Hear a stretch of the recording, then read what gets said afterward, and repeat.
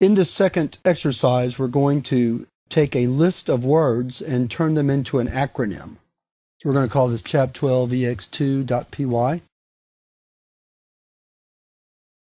So for example, in my humble opinion becomes IMHO. So to do that, we're going to use the map higher order function along with a very simple function we're going to define first, which simply returns the first letter of a word. All right, so let's give it a shot.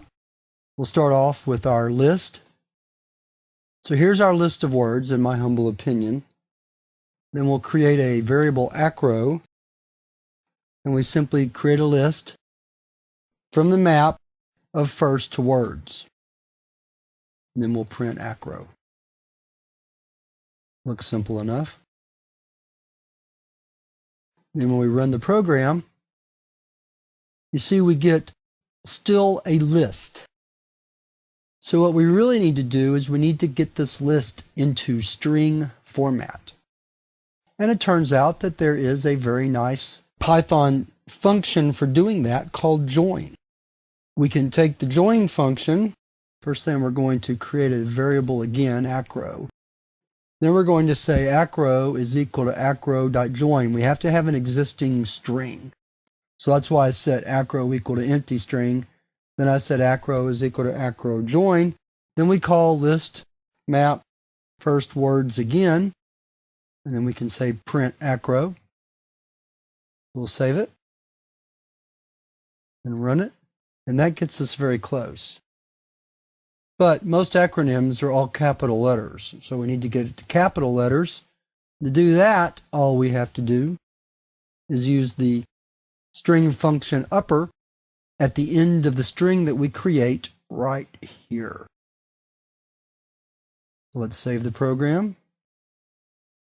Let's clear the screen, run it again, and there's our acronym.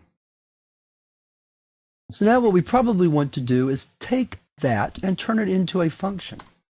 So how do we do that? Well, we simply take the code that we've written down here, and so we'll say acro is equal to empty string. Acro is equal to acro join list map first words upper, and then return acro. And then we can comment out all this other code and then say acro is equal to acronym words and then print acro. And we should be good to go. Let's clear the screen. And there we go. So to create a function to make an acronym out of words, the first thing we do is create a very simple helper function first, which we use in our map function. Then we add it into our map function right here and make a list out of that, and then join it so that each element is melded into one string, which is right here. And then the last step is to make it all uppercase. So we'll highlight it like so, then return the resulting string.